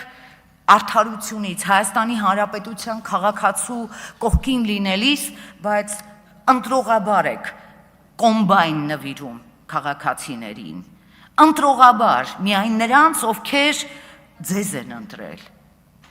Եթե սա սոցիալական կաշառք չէ, ապա ինչ է։ Դուք այստեղ էլ չեք հարգում Հայաստանի Հանրապետության քաղաքացուն։ Ճիշտ այնպես, ինչպես չեք հարգում ժողովրդի ընտրությունը։ Դա է պատճառը, որ ձեր խմբակցության անդամ Էդգար Ղազարյանը մոտենում է ամբիոնին, դիմում է ուժեղ Հայաստան եւ Հայաստան դաշինք խմբակցության падգամավորներին եւ կարծես թե չի տեսնում 64 հոգեանոց քաղաքացիական պայմանագիր խմբակցության անդամներին։ Դուք չեք ուզում մեզ տեսնել, բայց դուք փախուստի տեղ չունեք, որտեղ Հայաստանի Հանրապետության ժողովուրդը կայացրել է որոշում, եւ դուք պարտավոր եք հաշվի նստել այդ որոշման հետ։ Ինչ վերաբերում է ձեր թիմակիցների եզրույթներին, պարոն Վարդևանյան, դուք սահմանադրությունից, օրենքներից եք խոսում, բայց այստեղ էլ խնդիր ունեք, որովհետև երբ որ ձեր ընկերները այդ նույն օրենքները ընտրողաբար այստեղ ուզում են ներկայացնեն, դուք նրանց այդ դասախոսությունները, որ ժամանակին ուսանողների համար եք կարդացել, երևի թե չեք հասցրել կարդալ, որովհետև կարծում եմ, որ նրանք դրա կարիքը ունենք։ Ուզում եմ խոսքս ուղղել նաև ուժեղ Հայաստան խմբակցության падգամավոր Անդրանիկ Գևորգյանին, ով խոսում էր քաղաքացիների կողքին կանգնելու մասին։ Հասկանում եք, ուժեղ Հայաստան խմբակցությունը խոսում է քաղաքացիների կողքին կանգնելու մասին։ Որտեղ էիք դուք, երբ Էդգար Ղազարյանը խոսում էր Սակրավորների մահվան մասին, դե կանգնեք մեր քաղաքացիների կողքին, կանգնեք այն զոհված Սակրավորների ընտանիքների կողքին, ովքեր ոչ թե Արամ Վարդևանյանի ներեգությունն են ակնկալում, այլ ուժեղ Հայաստան խմբակցության ազգային ժողովի փոխխոսնակի տեխնացու Արամ Վարդևանյանի եւ ընդհանրապես ողջ խմբակցության ներեգությանն են սպասում։ Ես կարծում եմ, որ դուք անկեղծ չեք, դուք ազնիվ չեք եւ խնդրում եմ ձեզ, երբ որ կոմբայն եք նվիրում, նվիրեք նաեւ այն մարդկանց, կամ այն համայնքներին, ովքեր ձեզ չեն ընտրել։ Այդ դեպքում գուցե եւ մենք ձեզ հավատանք։ Շնորհակալ եմ։ Շնորհակալություն, հարգելի գործընկերներ, սիրելի հայրենակիցներ, իհարկե նախապես գրած տեքստից մի քիչ կցանկանամ շեղվել, արձագանքելով նոր գործընկերոջ ասացին, բայց մինչ այդ պարոն Թունյանը իր ելույթում խոսեց 21 թվականին ինչպես էր Հայաստան դաշինքը ներկայացել նիստերի դահլիճ, նրանք հագել էին իբր թե քաղբանտարկյալների պատկերներով շապիկներ, եւ այս նույն խումբը գնում էր եւ ինչպես այսօր դատարանների մոտ խոսում էր, թե Հայաստանի Հանրապետությունում իշխանությունը դատում է ընդդիմադիր քաղաքական գործունեությամբ զբաղվողներին, բայց երբ որ արդեն դատավարությունները սկսեցին եւ այս նույն իբր քաղբանտարկյալները մի քիչ ավելի լոյալ քաղաքական գիծ որդեգրեցին, մի քիչ ավելի զուսպ եղան, ասեմ ավելին որոշները նաև իրենց քաղաքական կողմնորոշումը եւ հայացքները փոխեցին, այն նույն մարդիկ, ովքեր շապիկներով գալիս էին այստեղ մեզ մեղադրում էին տարբեր հարցերի մեջ, ինչպես նաև դատարաններում էին այսպես ջատագովում իբր քաղբանտարկյալներին, ասացին, որ տոլավ դեով են դրանք, սայլարկա գողացող չէին։ Ահա թե ինչ պետք է իմանալ Հայաստանի Հանրապետությունում իբր քաղբանտարկյալների մասին։ Քիչ առաջ Տիկին Յոլյանը մի թեմայի անդրադարձավ, թե իբր սոցիալական նոր համակարգը որոշակի խնդիրներ է առաջացրել տարբեր համայնքներում եւ գյուղերում, ասեմ, որ այո, մենք երկու մարզում պիլոտային ծրագիր էինք իրականացնում սոցիալական ոլորտում, ինչու ենք սա իրականացնում, որովհետև Հայաստանի Հանրապետությունում գրեթե չկա մի մարդ, որ չէր խոսում Փարոս համակարգի մասին, Փարոս համակարգի կործանարար ազդեցությունների եւ հետևանքների մասին, եւ բոլոր քաղաքական գործիչները լինեն ընդդիմության մեջ, թե դիմության մեջ, ասում էին, որ անպայման պետք է Փարոս համակարգի շարքերը ֆիլտրել, որտեղ այնտեղ մարդիկ կային, որ պարզապես ծվարել էին։ Ափսոս Տիկին Յոլյանը գնաց, որտեղ ես նրան ուզում եի հիշեցնելի, որ միայն ես լինելով Կոտայքի մարզին գիտեմ առնվազն 10 հոգի, ովքեր Սյունիքի մարզն էին ներկայացնում, ովքեր ունեին ֆուդ կորտ, ովքեր ունեին մանր խոշորավոր եղջերուների ներողություն ոչխարների ֆերմա եւ այլն, բայց օրինակ պետությունից նպաստ էին ստանում։ Մենք բոլորովին խնդիր չունենք սոցիալապես վատ վիճակում գտնվող մեր ընտանիքների համար լրացուցիչ խնդիրներ ստեղծենք, դրա համար այլ մեխանիզմներ են առաջարկվում։ Այո, բայց մենք խնդիր ունենք բոլոր այն մարդկանց, ովքեր քշում են բենտլիներ, ովքեր քշում են մայբախներ, ովքեր ունեն ֆուդ կորտեր, ովքեր ունեն սպասարկման տարբեր կենտրոններ, պետք է անպայման դուրս հանենք այս ցուցակներից, ինչի համար էլ այս մեխանիզմը ներդրվել է։ Ինչ վերաբերում է ընդհանուր առմամբ սոցիալական խնդիրներին, ապա շատ ընտանիքներ անպայման ցանկանում են մնան Փարոս համակարգում, ոչ թե նրա համար, որ կարիք ունեն այս 15 կամ 25000 դրամների, այլ դրա համար, որպեսզի օգտվեն ֆինանսական, կրթական եւ առողջապահական ծառայություններից կամ արտոնություններից, իսկ սրանց համար մենք առանձին ռեֆորմներ ենք իրականացրել, որոնց մասին ես հիմա, եթե թույլ տաք, սկսեմ խոսել։ Ուրեմն առաջին օրվանից մինչև հիմա այս դահլիճում խոսում են ընտրակաշարքների մասին եւ ընդդիմությունը կամ ընդդիմության շարքերից որոշ մարդիկ մեզ մեղադրում են իբր ընտրակաշարք բաժանելու մեջ։ Ես հիմա սիրելի հայրենակիցներ ուզում եմ ձեր հետ կիսվել մեր իբր թե ընտրակաշարք եւ ընտրակեղծարարությամբ զբաղվելու եւ այլևս ընդդիմադիրների սպეციფიկ գործունեության մասին։ 2025 թվականի փետրվարի 2 Կառավարությունը քննարկում է անհուսալի վարկերի խնդրի կարգավորման եղանակը եկամտահարկի միջոցով։ Ընդդիմությունը դեմ է։ Սա ընտրակաշարք է անբարեխիղճ վարկառուներին 2024 թվականի հոկտեմբերի 24 Կառավարություն նիստում քննարկվում է սահմանամերձ համայնքներում բնակարանաշինության բոլորին հայտնի 16 միլիոնի ծրագիրը։ Ընդդիմությունը դեմ է։ Այս ծրագիրը ընտրակաշարք է սահմանամերձ համայնքների բնակիչներին։ 2025 թվականի դեկտեմբերի 2 Ազգային ժողովում քննարկում ենք առողջապահության համընդհանուր ապահովագրության նախագիծը։ Ընդդիմությունը դեմ է։ Սա ընտրակաշարք է առողջական որոշակի խնդիրներ ունեցող քաղաքացիների համար։ 2025 թվականի դեկտեմբերի 4 Ազգային ժողովում քննարկվում է պարտադիր զինծառայությունը 6 ամսով կրճատելու նախագիծը։ Ընդդիմությունը դեմ է, որովհետև սա ընտրակաշարք է նորակոչիկներին եւ նրանց ընտանիքներին։ 2023, 24, 25 թվականներ պետական համակարգի աշխատակիցները պատերազմից հետո երկար ընդմիջումից հետո ստանում են 13-րդ աշխատավարձ եւ Երամսակտրվածքով հավելավճար։ Ընդդիմությունը դեմ է, սա ընտրակաշարք է պետական համակարգի աշխատողներին եւ նրանց ընտանիքներին։ 25 թվականի նոյեմբեր-դեկտեմբեր ամիսներ հետ ժամանակավոր կառավարիչը հաղորդում է, որ մարզային կառույցներին եւ տեսուչներին պարգևավճար է տրվել, բարձր պաշտոններ զբաղեցնող ղեկավարներին բարձր հավելավճարներ տալու փոխարեն։ Ընդդիմությունը դեմ է, սա ընտրակաշարք է հեծի աշխատակիցների ընտանիքներին։ 23, 24, 25, 26 թվականներ կառավարությունը իրականացնում է 300 դպրոց եւ 500 100 մանկապարտեզ ծրագիրը։ Ընդդիմությունը դեմ է։ Նարեկ Կարապետյանը նշում է, որ սա փողերի անիմաստ վատնում է, պետք է իրականում երևի սեքսի նախարարություն բացեինք համայնքներում, կամ ընտրակաշարք է շահառուների ընտանիքներին։ 2026 թվականի փետրվարի 25 վարչապետը հայտարարում է թոշակների բարձրացման մասին, որը նաև ներառված է 21-25 թվականների կառավարության ծրագրում։ Ընդդիմությունը դեմ է։ Սա ընտրակաշարք է թոշակառուներին։ 26 թվականի փետրվարի 25-ին կառավարության միջամտությամբ չեղարկվում է վիոլա ջրի նոր ժամանակացույցը։ Ընդդիմությունը դեմ է։ Սա ընտրակաշարք է ջուր օգտագործողներին։ 21-26 թվականներ եւ շատ առաջ, ինչպես նաեւ մեր օրեր, Գագիկ Սուրենյանը հաղորդում է առաջիկա 3 օրերի եղանակային կանխատեսումը, նշելով, որ տեղումներ են սպասվում։ Ընդդիմությունը դեմ է, որովհետեւ սա ընտրակաշարք է նաեւ գյուղատնտեսությամբ զբաղվողներին։ Սա արդեն ընդդիմություն չէ, սա արդեն դիագնոզ է, քրոնիկ չուզողություն։ Իսկ հիմա գանք, թե ինչ է նշանակում կեղծել ընտրություններ եւ ինչ է նշանակում ընտրակաշարք։ Ընտրությունները կեղծվում էին այն ժամանակ, հարգելի գործընկերներ, երբ պարկով փող էին բաժանում։ Մի ոստիկան էլ կանգնում էր շենքի մուտքի մոտ, որ օրինակ ընդդիմությունից որևէ մեկը չկարողանա ներս մտնի եւ չկարողանա խանգարել այդ սուրբ առաքելությունը։ Վստահված անձանց ծեծում էին, տղամարդկանց ֆիզիկական բռնության էին ենթարկում, իսկ կանանց օրինակ կողպում էին տարբեր տեղամասերի սանհանգույցներում, անգամ ջուր չէին տալիս խմելու եւ ամեն ինչ անում էին, որ նրանք հաշվարկին չմասնակցեն։ Քվեները հաշվելիս հոսանքը մեկ էլ գնում էր եւ արդեն քվեարկված տրցակով քվեաթերթիկները լցվում էին տուփի մեջ եւ օրինակ 400 հոգանոց տեղամասում 7892 քվե էր հետո լինում, բոլորն էլ ընտրված իշխանության տեխնացուի օգնին։ Մեկ օրինակ քվեատուփը տեղական ընտրատեղամաս տանելու ճանապարհին մեկ էլ հոպլա կորում էր, բայց մի անհանգստացեք սիրելի քաղաքացիներ, դա ոչ թե կորում էր, այլ բոլորովին նոր եւ արդեն համապատասխան չափով քվեաթերթիկներով քվեարկած սիրուն այդ քվեատուփը գտնվում էր ընտրական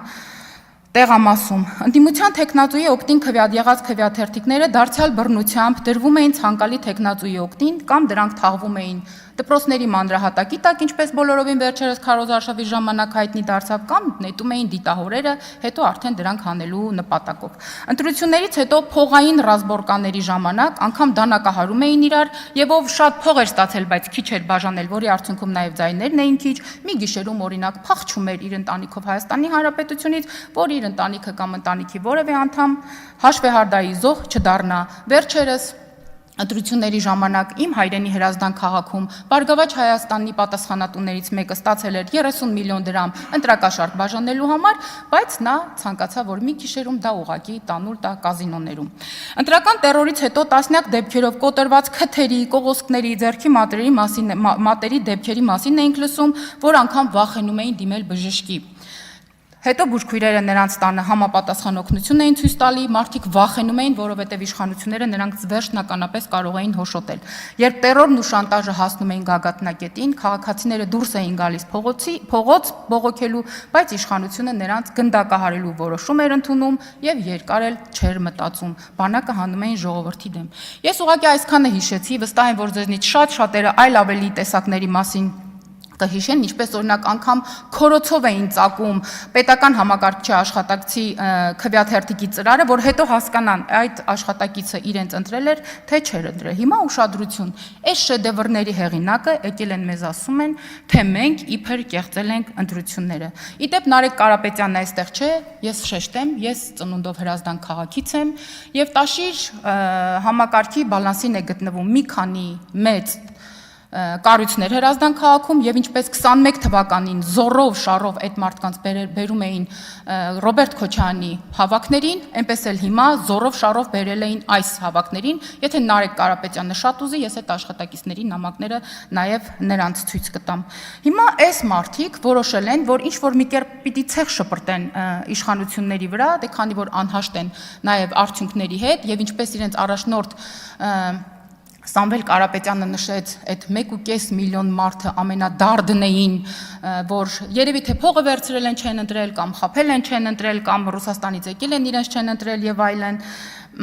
Ցավոք սրտի այս մարդիկ ասում են, թե վարչապետը ժամը 2-ին կանգնեցրեց քվեարկությունը։ Ուրեմն վարչապետը Ուրիշ տարբերակ չուներ, եթե այդպիսի ցանկություն ունենար քվեարկությունը կանգնեցնելու կամ ձեր լեզվով ասած ինչ-որ կտավ ստեղծելու համար, պիտի գար հրապարակայանին դիմեր իր թիմակիցներին եւ առհասարակ բոլորին, շնորհակալություն հայտներ, որ այդպես հաշտ է եւ նորմալ է անցել քվեարկությունների process-ը, որ ձեզ էլ հնարավորություն չտար խոսելու։ Ես կարծում եմ, որ Աստված բոլորին օժտել է տրամաբանությամբ եւ բանականությամբ եւ մեկ-մեկ շատ կարեւոր է օգտագործել օրինակ գլխում գտնվող մի օրգան, որի անունն է ուղեղ։ Շնորհակալություն։ Շնորհակալություն, հարգարժան փոխնախագահ, հարգելի գործընկերներ, սիրելի քաղաքացիներ, քննարկում ենք ազգային ժողովի ընդդիմադիր փոխնախագահի թեկնածուի Արամ Վարդևանյանի թեկնածությունը։ Ես ճիշտ է, պարոն Վարդևանյանը բացակայում եմ, բայց ես վստահ եմ, որ դուք լսում եք եւ ես իմ ելույթում կդիմեմ ձեզ։ Պարոն Վարդևանյան, ինչ խոսք, արտիստիզմը ձեր թույլ կողմերից չէ, բայց թույլ տվեք նկատել, որ այն այս անգամ ձեզ չօգնեց ներկայանալ շահավետ լույսի ներքո, քանի որ ինձ համար առնվազն ձեր պատասխանները համոզիչ չէին։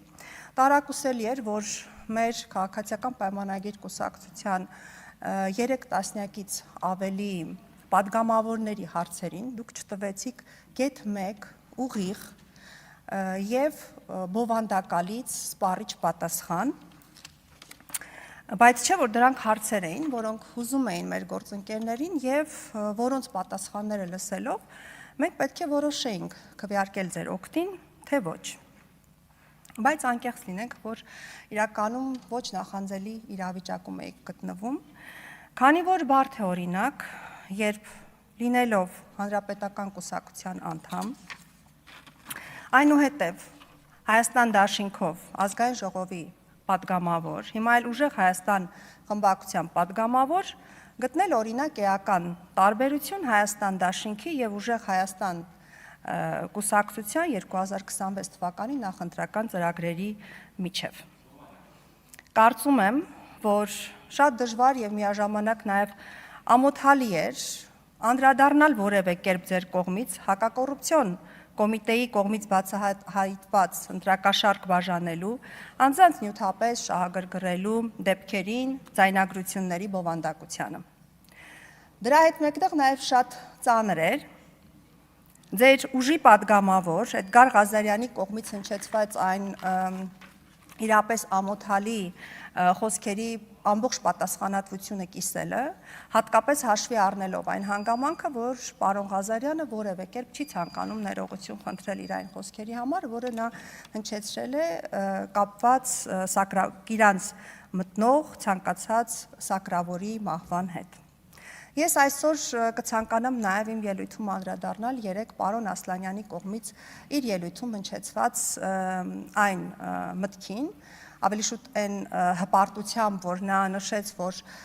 ես գիտեմ, որ նա այստեղ է եւ լսում է, որ պարոն Կարապետյանը, բա գիտեք, ասում է 5 հատ մանկապարտեզ է կառուցել Լոռու մարզում։ Իսկապես մի անլուծելի դիլեմայի կամ շատ տարօրինակ դիլեմայի առջև ենք կանգնում, սիրելի քաղաքացիներ, եկեք գանք հերթով, ուրեմն Նարեկ Կարապետյանի հայրը եղել է հանրապետական կուսակցության կարկառուն դեմքերից մեկը։ Իսկ մենք գիտենք, որ հանրապետական կուսակցության իշխանության օրոք ինչ ալան-թալան է տեղի ունեցել, եւ այդ ալան-թալանի մեջ շատ այսպես հստակ գծով գնացել է նաեւ հանրային նշանակության վայրերի եւ նաեւ մանկապարտեզների օտարման գործընթացը։ Իսկ դուք գիտեք, թե որքան ես իդեպ հարցում եի ուղարկել տարածքային կառավարման եւ ենթակառուցվածքների նախարարություն, խնդրելով նրանց ինձ տրամադրել 1998-ից 2018 թվականներին մեր մարզերում օտարված մանկապարտեզների ցանկը։ Ես միայն նշեմ, թե Լոռու մարզում այդ տարիներին օտարված մանկապարտեզները քանիսն են եղել։ Դրանք եղել են 18-ը։ Նաև նշեմ այն հանգամանքը, որ այդ տարիներին հեծը գումարներ էր հավելագրում զինվորական եւ կրթական հաստատությունների վրա, որոնց թվում էին նաև իհարկե մանկապարտեզներ։ Այսինքն ինչ է ստացվում, մի կողմից օտարել են մանկապարտեզները, մյուս կողմից եկել եւ մի 5 հատ Լոռու մարզում 5 հատ մանկապարտեզ են կառուցել ու դարձել բարերար, հիմա թանկով փորձում են դա վաճառել մեր ժողովրդի վրա։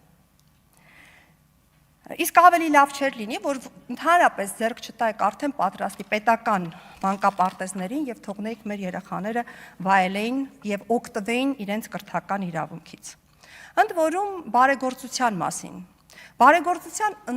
ինստիտուտը ամբողջապես աղճատված է։ Տարիներ շարունակ մարդկանց պահելով նպաստի համակարգում, հասցնելով ծայրահեղ աղքատությամբ, նրանց համար չստեղծելով նպաստավոր պայմաններ աշխատանքի համար եւ նաեւ ապա մոտիվացնելով ընդհանրապես սոցիալ տնտեսական նրանց ակտիվությունը, ստեղծելով ընտրությունից ընտրություն հայտնվել են եւ համատարած աղքատության ֆոնին դարձել բարեգործ։ Հիշեցնեմ, որ հենց այդպիսի մի բարեգործ Սամվել Կարապետյանը հիմա անցնում է փողերի լվացման գործով։ Եվ ընդհանրապես, պարոն Վարդևանյան, ինձ համար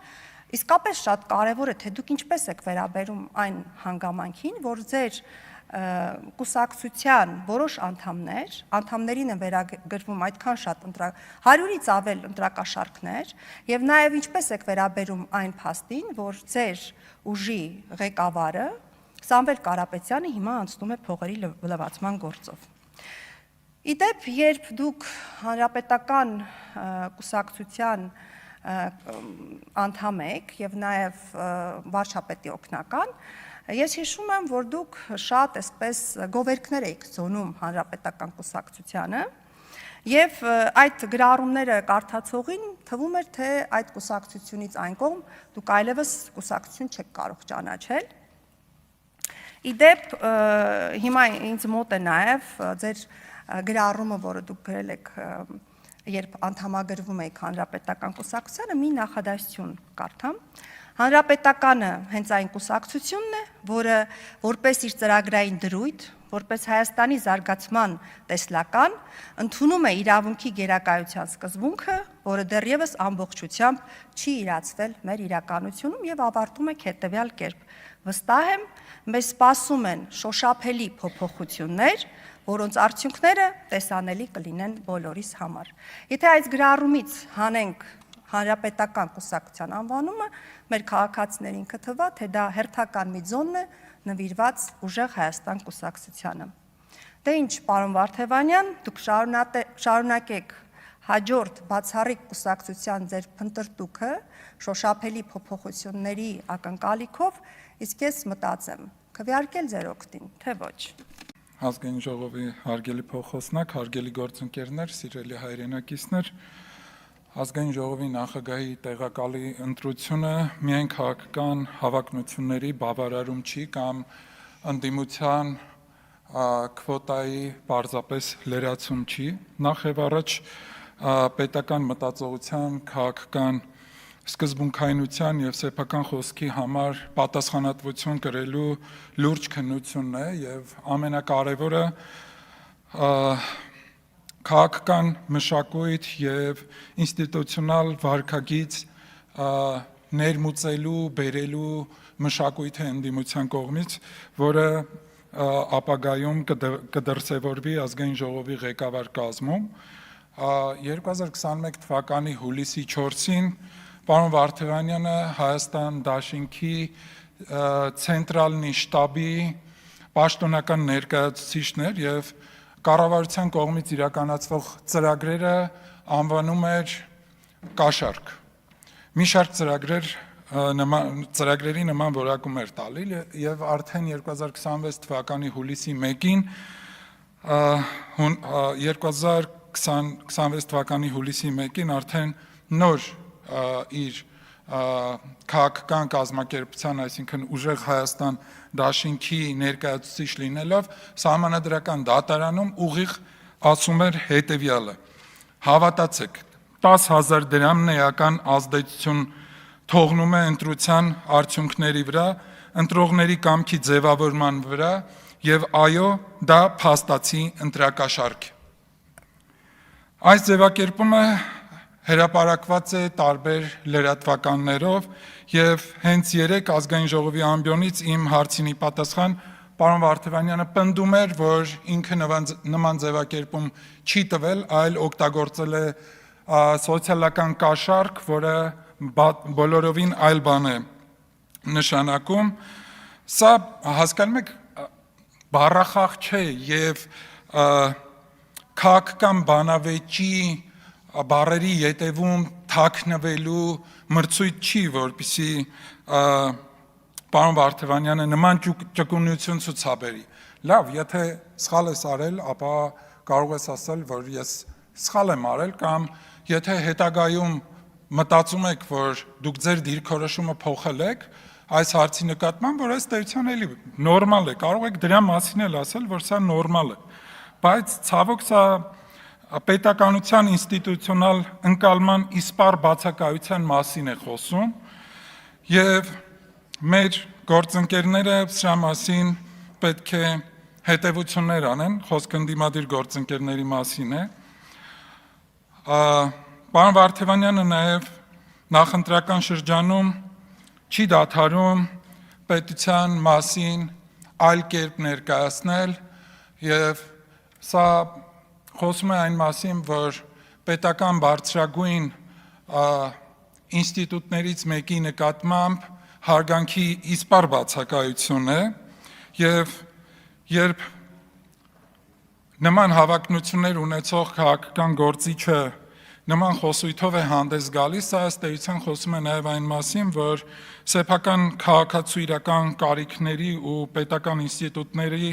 նվաստացնելու ակնհայտ դրսևորման մասին է։ 2021 թվականին Հայաստան դաշինքի, երբ երեք մենք այդ մասին խոսում ենք եւ պարոն Վարդևանյանը հերքեց, որ 2021 թվականին Հայաստան դաշինքը ընտրակաշառք է բաժանել, ես ցավոք պետք է հիասթափեցնեմ պարոն Վարդևանյանին եւ հիշեցնեմ, որ նման դեպքեր արձանագրված են շատ ցանկության դեպքում եւ կամ պարզապես ցանկության դեպքում ես գործը կարող եմ պարոն Վարդևանյանին ներկայացնել, որ նման դատավճիռ կա 2021 թվականի ընտրությունների, մասնավորապես Հայաստան դաշինքի բաժանած ընտրակաշառքի մասով, որը օրինական ուժի մեջ է մտել, եւ ես կարծում եմ, որ այստեղ պարոն Վարդևանյանի մասով քաղաքական կենսագրության բազմաթիվ հարցեր են առաջանում, երբ 2021 թվականի Հայաստան դաշինքի քաղաքական պայքարի մասով, երբ ակտիվ գործունեություն էր իրականացնում, հետո նաև 2022-ին դադարեցրեց եւ 2026-ին վերաակտիվացրեց, սա խոսում է պարոն Վարդևանյանի ոչ միայն փաստաբանական գործունեության մասին, այլ խոսում է ուղիղ քաղաքական туриզմի մասով, որ պարոն Վարդևանյանը հիմա հայտ է ներկայացնում ազգային ժողովի նաև փոխոսնակի պաշտոնի համար։ Շնորհակալություն։ Այսքան։ Հարգելի փոխնախագահ, հարգելի գործընկերներ, սիրելի քաղաքացիներ։ Այո, այսօր օգոստոսի 7-ն է եւ Հայաստանի Հանրապետության դատարաններից մեկում մի քաղաքացու դիմումով դատավարություններ ընթանում մեկ այլ քաղաքացու նկատմամբ։ Եվ այս ամենը անհասկանալի է, երբ մեր ընդդիմությունը փորձում է այս պարզ գործընթացը, որը խոսում է այն մասին, որ մենք ունենք պետություն, որ մենք ունենք դատական համակարգ, այս պարզ գործընթացը տանել եւ համեմել ինչ որ եկեղեցու դեմ գործած մեղքերով վերագրել դա իշխող խմբակցությանը եւ ել ավելի խորանալ արդեն հասնել նրան, որ մեղադրել մեզ ինչ որ հակաքրիստոնեական ինչ որ գործողությունների մեջ։ Ուրեմն դիմում եմ, չնայած այստեղ չեն, գնացել են իրենց պարտքը առաջնահերթությունը տվել են դատավարությանը եւ բացակայում են դահլիճից մեր ընդդիմադիր գործընկերները, բայց ես ուզում եմ մի բան ասել, հարգելի գործընկերներ, որ որևէ մեկը չի կարող որևէ մեկ այլ քաղաքացու մեղադրանք ներկայացնել հակաքրիստոնեականության կամ մնացածի մեջ։ Սա ուղղակի անձնական տարածքներ են, որտեղ մտնել ուղղակի չի կարելի։ Ավելին ասեմ, այստեղ հնչում են կարծիքներ հենց նոր օրինակ մեր Հայաստանի Հանրապետության սահմանների քարտեզի մասին ինչ որ քննարկում է գնում,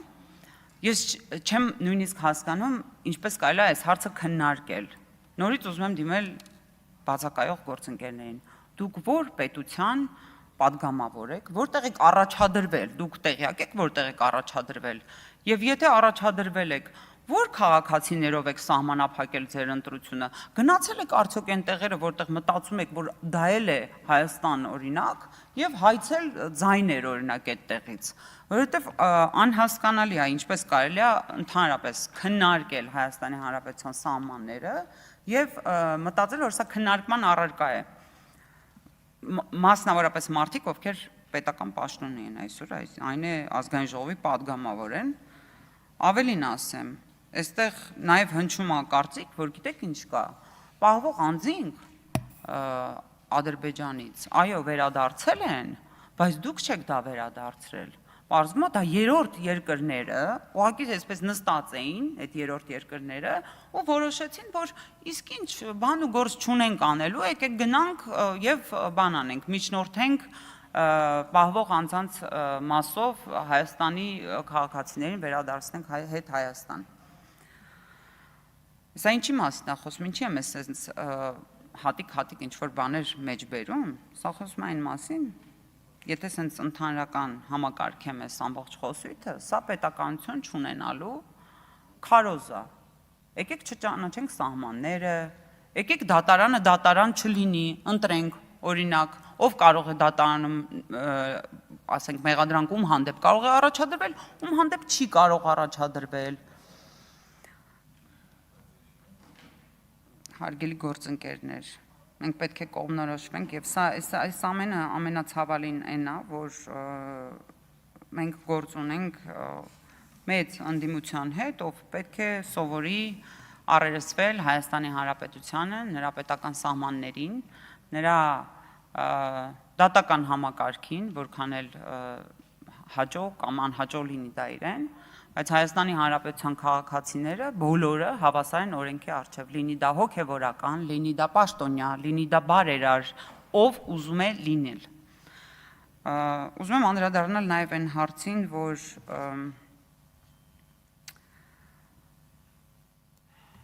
այստեղ պարոն Մեսրոպ Մանուկյանի հարցին եմ ուզում անդրադառնալ, երբ ասում եք դուք անդրադարձաք իմ հորը, ես հորը չեմ անդրադարձել, պարոն Մանուկյան, ես անդրադարձել եմ կոնկրետ դատական գործին,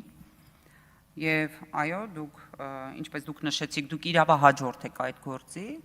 դա նշանակում է, որ դուք բացի այն, որ ինչպես դուք նշեցիք, որ ուզում եք իրավահաջորդ լինել եւ արդարության, այսպես ասած, վերականգնման բանով, պետք է նշեմ, որ այո, նաև ժառանգաբար այն է օտարված հեկի մասով իրավահաջորդ եք դառնում, հետեւաբար այո, բնական է, եթե դուք դա ժառանգել եք, ապա ժառանգել եք դրա հետ կապված նաև հարուցված քրեական գործը եւ դա նորմալ է։ Ինքս նորից եմ կրկնում հետևողական եմ լինելու այս հարցում եւ հետևելու եմ, թե ինչպես է ընթանում այս գործընթացը, որովհետեւ արդեն իսկ ունեմ որոշ տեղեկատվություններ, որոնք հետաքրքիր կլինի ուսումնասիրել։ Ինչ վերաբերում է Արամ Վարդևանյանին, ում հարցը մենք քննարկում ենք այս պահին եւ փորձում են ինձ համոզել, որ մեր գործընկերները համենայն դեպս, որ Արամ Վարդևանյանը արժանի տեխնացու է լինելու փոխխոսնակ ազգային ժողովի փոխխոսնակ։ Բնական է դա գործընկերները, ովքեր դա ասում են, դա իրենց կարծիքն է, բայց իմ գնահատմամբ Արամ Վարդևանյանը պետք է ավելի քաղաքական մարդ դառնա, որովհետև Արամ Վարդևանյանի ողջ ելույթը եւ հարցերի բոլոր պատասխանները դրանք փաստաբանի պատասխաններ էին, փաստաբանի ելույթ էր եւ ես անկեղծ որ ասեմ, ինքս իմ հարցի պատասխանը ինքս էլ չստացա եւ տեսնում եմ այդ խուսանավող, այսպես ասած, խոսափողական պատասխանները, որոնք ոչ մի լավ բան չեն տանելու, որովհետև այստեղ բոլորս ունենք խոսափող եւ բոլորս ունենք այդ հարցը տալու իրավունք, ճիշտ այս բան քննվում է իր հարցը, բայց կարծում եմ ճիշտ կլինի եւ ազնիվ կլինի, որպեսզի հարցերին հստակ պատասխաններ լինեն։ Սա առնվազն եթե ընտրվի պարոն Վարդևանյանը այդ պարագայում պետք է հաշվի առնի եւ նաեւ մի բան էլ, որ եթե պարոն Վարդևանյանը եւ մնացածը իր գործընկերները այստեղ խոսում են այն մասին, որ պետք է հարգել ազգային ժողովի ինստիտուտը եւ բարեկրթություն եւ այլն պահանջում են, որ իրենք էլ մեր կողմից են պահանջում եւ հավակնում է մասնավորապես Վարդևանյանը լինել փոխխոսնակ, փոխնախագահ, ապա պետք է իրեն առաջին հերթին եւ իր գործընկերներին նաեւ հորդորի, որ երբ մոտենում են ազգային ժողովի ամբիոնին, պարտադիր դիմում են նախագահությանը, հետո գործընկերներին, հետո նոր նաեւ իհարկե վերջում մեր սիրելի ժողովրդին։ Երևս այսքանով կսահմանափակվեմ ես, սիրելի գործընկերներ, շնորհակալություն։